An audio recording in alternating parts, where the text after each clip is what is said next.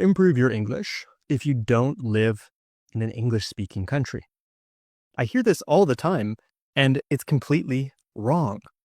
Some people live in Canada, the US, or the UK for years and never become fluent.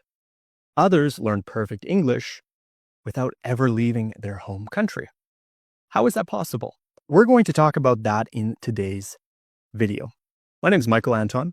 I'm the founder of English at the Ready, and it's my goal to make you fluent in English. Let's get right into today's lesson. Do you feel frustrated learning English and like you're not making any progress? You're probably not using English enough. Most students make this mistake without even realizing it. Maybe you're spending hours reading articles, listening to podcasts, or even watching my videos. These are all great ways to improve, but they're actually not enough. You need to speak. If you never speak, think, or write in English, you will never become fluent. Imagine you want to become a great chef. You watch cooking shows every day. You read recipe books, but you never actually cook. Would you ever become a great chef? No, absolutely not. And it's the exact same with English. A lot of students think that understanding English means they're improving, but understanding is not the same as fluency. If you're just listening, reading, or watching, you're not actually using the language. Think of fluency like learning a sport. If you only watch something and you never do it, you won't improve. You won't become truly proficient. If you only watch soccer, but you never practice soccer, you won't become a good soccer player. The only way to become a good soccer player is to get on the field and to play, to kick the ball around. It's exactly the same with English. You need to speak if you want to improve. Now, you might be thinking, well, if I lived in an English-speaking country, I would be speaking all the time, but actually that's not true. Moving to an English-speaking country won't make you fluent. I learned this the hard way. I lived in Austria for about 4 years, and I probably could have gone the entire time without learning a word of German, because most people in Austria speak English pretty well. But I wanted to learn German, so I forced myself to speak it every day. I ordered food in German, I had conversations in German, and I made an effort to use the German language as much as possible. And now I'm fluent in German. So just moving to an English-speaking country alone won't make you fluent, especially if you only spend time with people who speak your native language. It might make things easier, but you still have to actively practice and push yourself to speak.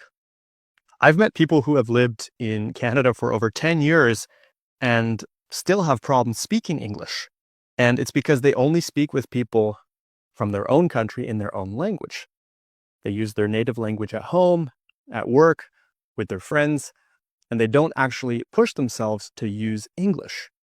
Meanwhile, I've had students who have never left their home country, but have become fluent in English because they created an English-speaking environment for themselves. Fluency isn't about where you live, it's about how you live.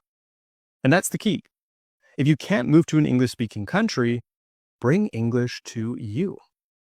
You will never become fluent in English if you don't live in an English-speaking country. I hear this from my students all the time, but it's completely wrong. You don't need to move abroad, but you do need to live your life in English no matter where you are. Fluency isn't about where you live, it's about how much you actually surround yourself with the English language. If you wake up, think in English, read in English, listen in English, and speak in English, even if you're alone, you're creating an English-speaking environment for yourself. And that's what really makes you fluent. So you don't need a plane ticket to start improving your English. You need the right habits. Again, I've worked with many students who have improved their English just by thinking in English, describing what they're doing, how they're feeling, and what's happening around them, by speaking out loud, even if they're alone.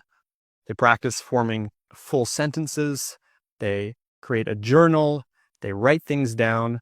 They put in as much effort as possible to surround themselves with the English language.